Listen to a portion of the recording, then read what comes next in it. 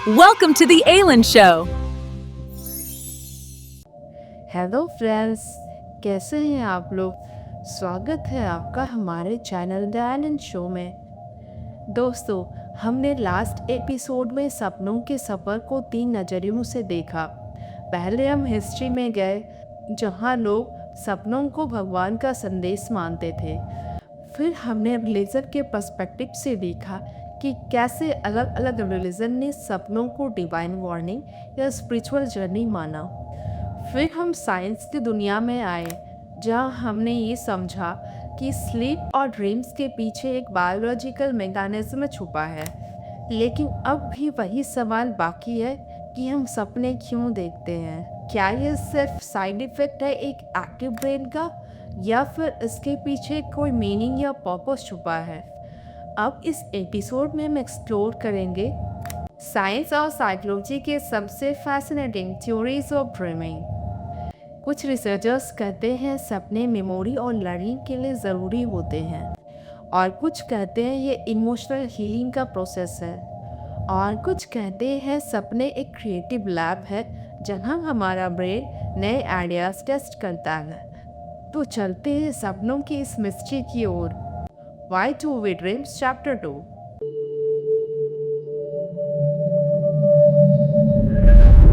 तो दोस्तों, अब आप देख सकते हो कि ड्रीम्स के पीछे मल्टीपल एक्सप्लेनेशंस हैं। Theories of dreaming. Theory 1, memory consolidation. Dreams एक तरह का मेमोरी प्रोसेसिंग सिस्टम है। दिन भर जो भी आप सीखते हो, ब्रेन नींद के दौरान उन मेमोरीज को सॉर्ट करता है। इंपॉर्टेंट चीज़ें लॉन्ग टर्म मेमोरी में स्टोर करता है, बाकी डिलीट। जैसे स्टूडेंट्स जो पढ़ाई के बाद सोते हैं, उनकी मेमोरी रिकॉल ज़्यादा स्ट्रांग होती है। मतलब ड्रीम्स एक ब्रेन्स हार्ड डिस्क डीफ्रैगमेंटेशन जैसी प्रोसेस है। Theory 2, problem solving and creativity. Dreams में लॉजिक कम और इमेजिनेशन ज़्यादा होती है, इसीलिए नए आइडियाज़ यहीं बनते हैं। केमिस्ट केक्यूले ने बेंजीन का स्ट्रक्चर सपने में देखा और पॉल मैकार्टनी ने अपना सॉन्ग येस्टरडे सपने में सुना। ड्रीम्स दिमाग का क्रिएटिव लैब है, जहां इम्पॉसिबल भी पॉसिबल लगता है। Theory 3, threat simulation. Finnish scientist Antti Revonsuo कहता है ड्रीम्स एक एवोल्यूशनरी प्रैक्टिस हैं। प्रिमिटिव ह्यूमंस अपने ड्रीम्स में डेंजर सिचुएशंस रिहर्स करते थे, भागना, बचना, फाइट करना। आज के नाइटमेयर्स उसी सर्वाइवल रिहर्सल का मॉडर्न फॉर्म हो सकते हैं। Theory 4, emotional regulation. Dreams emotional stress को प्रोसेस करते हैं। आरईएम स्लीप में अमिगडाला एक्टिव और प्रीफ्रंटल कॉर्टेक्स इनएक्टिव होता है, इसीलिए हम सेफ एनवायरनमेंट में इमोशंस रिलीज करते हैं। एग्जाम्पल, ब्रेकअप के बाद किसी को सपने में बार बार देखना, that's emotional healing in action. Theory 5, activation synthesis model. 1977 में हॉब्सन और मैकार्ले ने कहा ड्रीम्स का कोई मीनिंग नहीं, ये बस रैंडम ब्रेन एक्टिविटी का रिजल्ट है जिसे ब्रेन एक कहानी बना देता है। सिंपल वर्ड्स में neural noise plus story mode on. Theory 6, brain cleaning theory. Neuroscience के मुताबिक नींद के दौरान ग्लिम्फेटिक सिस्टम ब्रेन से टॉक्सिन्स निकालता है। ड्रीम्स इस क्लीनिंग प्रोसेस के साइड इफेक्ट्स हो सकते हैं, जब ब्रेन अपने हार्ड ड्राइव को डिटॉक्स करता है। Theory 7, social simulation theory. Dreams में हम अपने रिलेशनशिप्स और कॉन्वर्सेशंस रिहर्स करते हैं, जैसे दोस्त, क्रश या फैमिली के साथ। ये एक नेचुरल ट्रेनिंग है जो हमें सोशल बॉन्डिंग और एम्पैथी में बेटर बनाती है। Theory 8, lucid dreaming. कभी सपने में रियलाइज हुआ कि ये तो ड्रीम है, यही होता है लूसिड ड्रीमिंग। इस स्टेज में आप अपने सपने को कंट्रोल कर सकते हो, उड़ना, एक्सप्लोर करना या कुछ भी करना। साइंस कहता है इस मोमेंट में ब्रेन एक्सट्रीमली एक्टिव होता है और सेल्फ अवेयरनेस फुल पावर में होती है। मेमोरी और लर्निंग के लिए, इमोशनल हीलिंग के लिए, सर्वाइवल और थ्रेट रिहर्सल के लिए, क्रिएटिविटी और प्रॉब्लम सॉल्विंग के लिए, या फिर बस रैंडम ब्रेन एक्टिविटी का बाय प्रोडक्ट। साइंस अभी तक एक फाइनल आंसर नहीं दे पाई है। शायद सच इन सब थ्योरीज का कॉम्बिनेशन ही हो। Famous dream experiments and discoveries. कभी सोचा है साइंटिस्ट ड्रीम्स को स्टडी कैसे करते हैं? आखिर कोई सो रहा हो तो उसके सपने को डायरेक्टली देखना पॉसिबल तो नहीं, लेकिन साइंस ने कुछ ऐसे एक्सपेरिमेंट्स किए जिन्होंने सपनों की दुनिया के दरवाजे खोल दिए। Experiment 1. Discovery of REM sleep 1953. University of Chicago के यूजीन एसरिंकी और नथानियल क्लाइटमैन ने स्लीपिंग सब्जेक्ट्स पर EEG मशीन्स लगाई। उन्होंने देखा कुछ मोमेंट्स में आंखें रैपिडली मूव कर रही होती हैं। जब उन्हें जगाया गया, उन्होंने विविड ड्रीम्स रिपोर्ट किए। यही था REM स्लीप की डिस्कवरी और साइंस ने पहली बार कंफर्म किया कि ड्रीम्स REM स्टेज से लिंक्ड हैं। Experiment 2. William Demant's Research 1960s. William Dement ने स्लीप लैब सेटअप किए और प्रूव किया कि REM स्लीप के बिना ह्यूमंस इरिटेबल, फॉरगेटफुल और हैल्यूसिनेट तक हो जाते हैं। इससे कंफर्म हुआ ड्रीमिंग ब्रेन हेल्थ के लिए एसेंशियल है।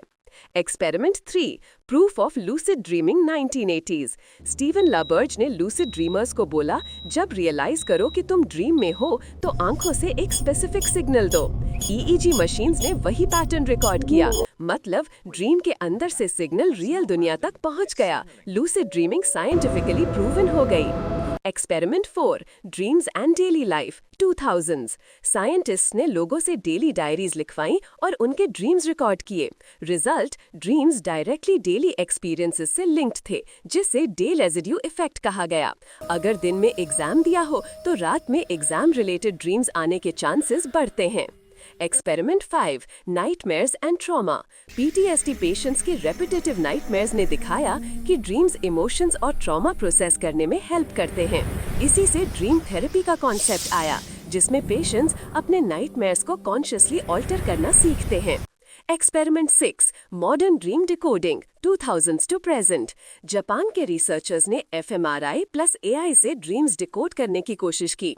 AI ने ब्रेन पैटर्न से प्रिडिक्ट किया सब्जेक्ट ने सपने में क्या देखा, जैसे एनिमल्स, फेसेस, ऑब्जेक्ट्स, और रिजल्ट्स सरप्राइजिंगली एक्यूरेट थे।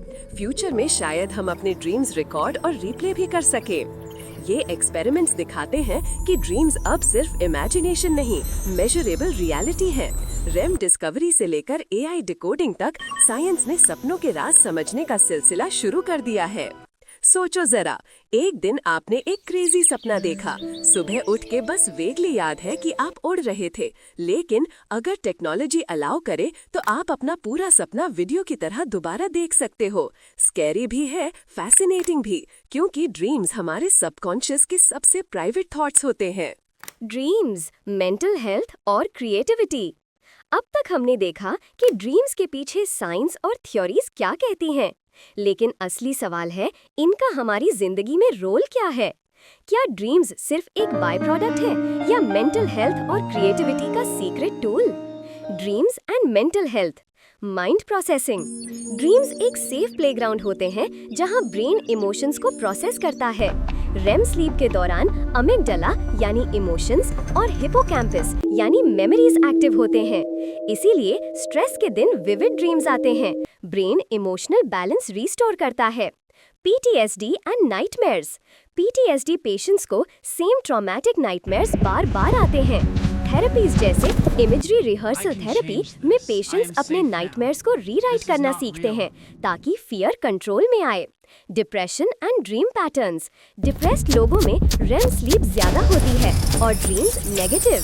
ड्रीम्स मेंटल हेल्थ का मिरर बन जाते हैं, जहां सबकॉन्शियस दर्द और स्ट्रेस रिफ्लेक्ट होता है। Dreams and creativity. दुनिया के कुछ ग्रेटेस्ट आइडियाज सपनों से आए हैं। मेंडलीव ने पीरियोडिक टेबल का स्ट्रक्चर सपने में देखा। मैरी शेली ने फ्रैंकेनस्टाइन एक नाइटमेयर के बाद लिखी। एलियस हाउ ने सोइंग मशीन का डिजाइन ड्रीम में देखा।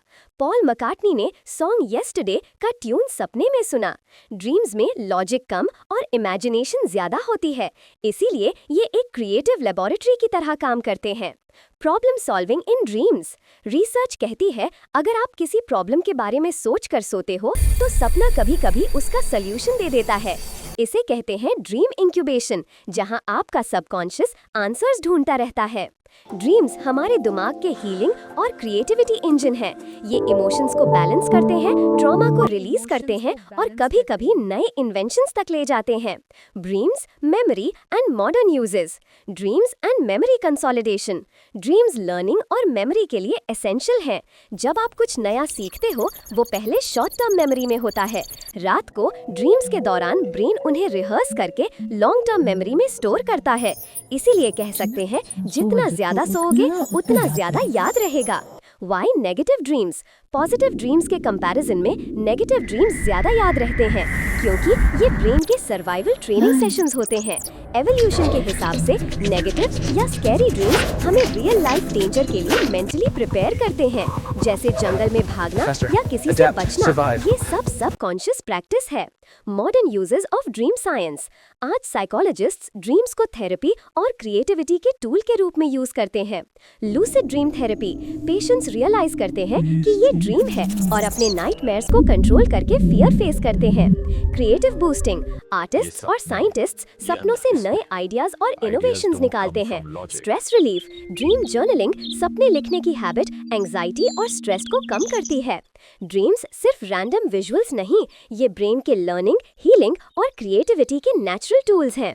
सोचो, एक कलाकार रात को सपना देखता है जहां वो एक अजनबी दुनिया में जाता है। वहां अजीब बिल्डिंग्स और क्रीचर्स हैं। सुबह उठकर वो वही दुनिया अपने कैनवस पर पेंट कर देता है और लोग उसे मास्टरपीस कहते हैं।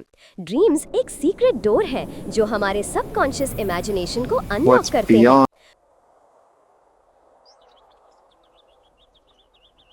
दोस्तों, हमने एक लंबी जर्नी कंप्लीट की है जहां हमने देखा कि सपने सिर्फ एक रैंडम मूवी नहीं है, बल्कि ये डीप इमोशनल और साइंटिफिक प्रोसेस है जो हमारे दिमाग के अंदर चल रहा होता है।